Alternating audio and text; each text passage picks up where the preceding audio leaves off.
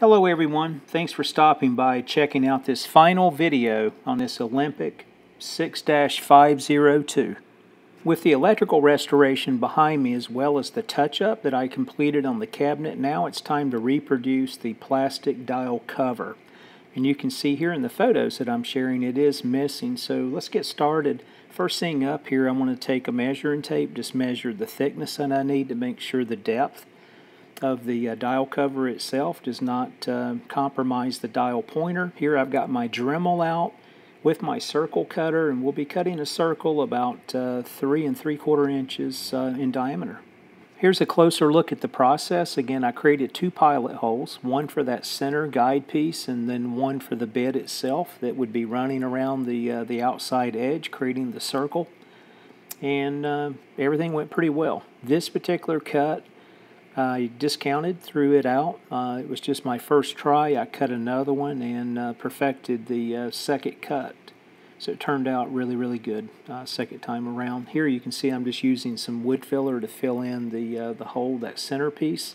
My next step was to take the Dremel, put a sanding wheel on it, and again I'm creating a bevel or just a little bit of a rounding there on the top side of the birch plywood that I'm going to use as my mold. And again, I don't want right angles for that particular plastic to expand over, so that's the purpose of doing so. Here's another look at the mold that I'll be using, again that I cut out of birch plywood, 3 3/4 roughly diameter. And again, I'll be using some plastic PETG plastic sheets. For those that followed my videos on the Tom Thumb, I use cab plastic. Again, I'll be doing this particular dial cover using the same process. As you can see, I'm removing the protective covering over the plastic itself and just getting everything ready to start the process. Here's a little, again, a close-up now with the sanding complete and a close-up look of the mold itself that I created. And there you can see kind of the rounded or beveled edges there on the front side. And that second cut that I mentioned there in the plywood as well. So you can see here I have the sheet of plastic over that centerpiece, and I'll take the heat gun and heat up the plastic itself, and then I will apply the outside piece back over the top of that, apply pressure, and I'll do that numerous times, and here you can see the end result. I tell you, this turned out amazing. I'm really surprised myself on this one on the first try and got this really the look I was looking for. Again, I just didn't want it to be at right angles, and you can see by beveling or rounding those edges on my mold, it really did a nice job. And you know, the diameter that I chose, just right underneath 3.75 inches, really was just spot on. So again, a couple different angles here, and you can see the dial cover in place, and looks great. And there's the rear shot. Again, I'll take some hot glue and fasten it back into the cabinet, and then polish things up with a little novice polish, and we'll be good to go.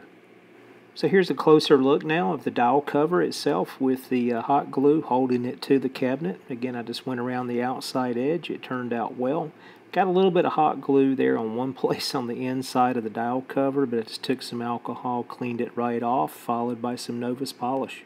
Just a little bit more housekeeping here on the wooden cabinet. If you recall, those screws that hold, or the fasteners that hold the chassis to the cabinet itself, those areas were stripped out. So I'm going to just fill in both locations with wood filler, let that dry for a day or so, then I'll reapply the fasteners and we should be good to go. Just a few things here left to do before I hand this radio off to some good friends of mine. I tell you, this dial cover though looks awesome. Very pleased with it.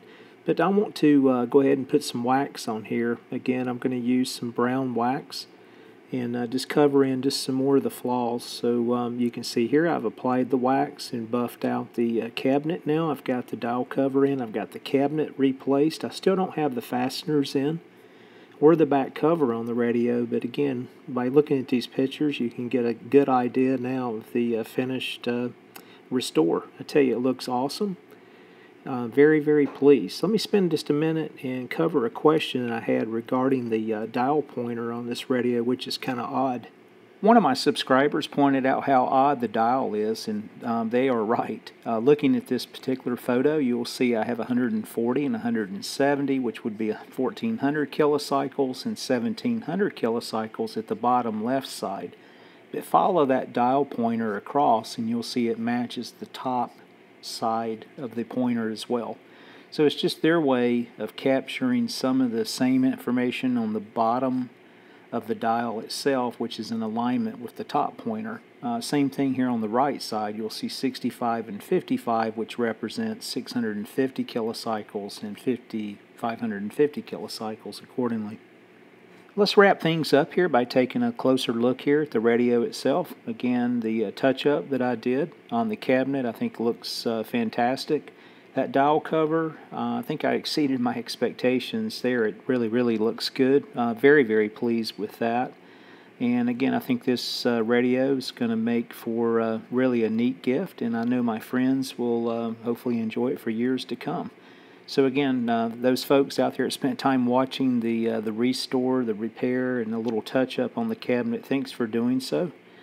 I appreciate all my new subscribers out there also. I got some great comments, feedback, and I hope I was able to answer the question as well regarding the oddball dial pointer and dial scale. So thanks again for watching.